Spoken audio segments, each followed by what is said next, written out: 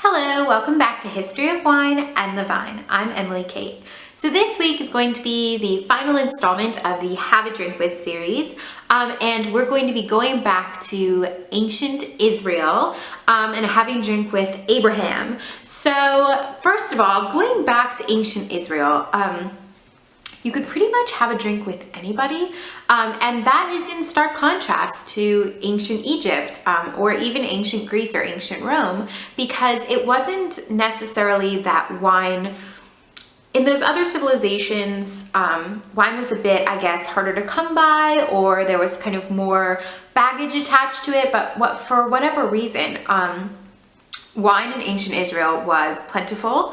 And it was just enjoyed by everybody, whether you were a man, a woman, rich or poor. Even prisoners were allotted wine. I mean, everybody was allotted wine in ancient Israel, and kind of the only people that were frowned upon by drinking were people who just couldn't handle it, who were kind of prone to excessive drunkenness, because obviously when something's available to everybody and when it's kind of had commonly with every meal, I mean, every meal was olive oil, bread, and wine, at least.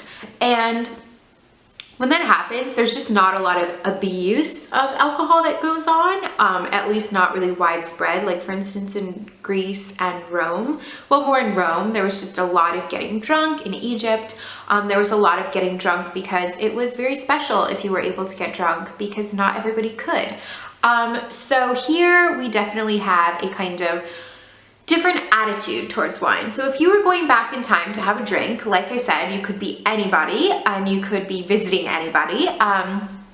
But if you really were going to have a festive drink, you would be going to a banquet. Now, the word for banquet in ancient Israel was actually derived from the verb to drink. So you know that there was a lot of drinking going on at these banquets. And this was one place where drunkenness wasn't only kind of permitted, but it was actually encouraged, because banquets were for kind of celebratory reasons. So you could be celebrating a birth, the weaning of a child, kind of different life cycle events like a wedding, or you could be celebrating being finished with some kind of hard, laborious kind of period in your year, like after a harvest or after the vintage. So you might be kind of in celebration of something like this. And because of that, there would also be music, and there would be dancing and speeches and all kinds of lovely things. You would have everybody around a table. So these were very kind of joyous occasions. And they were kind of meant to celebrate something, whereas with a symposium or a convivium, it wasn't necessarily always to celebrate something in particular. It was just for the enjoyment of the conversation and things like that. And that did often happen over dinner, or even sometimes over lunch with the ancient Israelites. But it was more about if you were actually going to get, have a little bit too much, it was always to celebrate something. And also very important is that wine was kind of always had with food.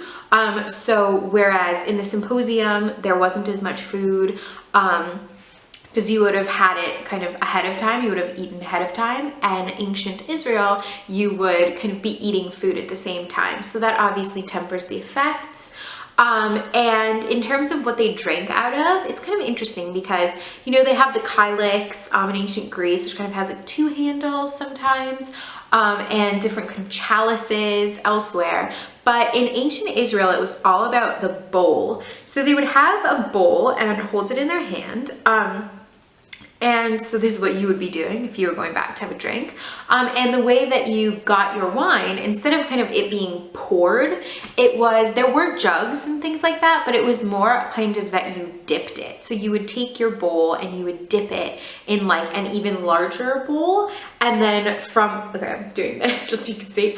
And then you would dip it in the bowl, and then you would be able to kind of take that wine and drink it and bring it back to kind of your place at the table.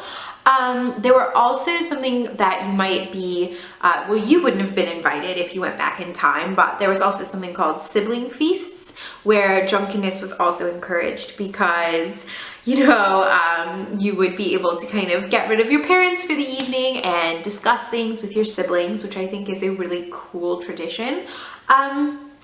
So these are kind of the things that you would run into if you went back and had a drink in ancient Israel.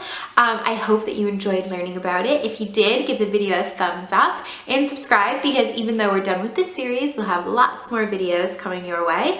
And I'll see you next time. Cheers!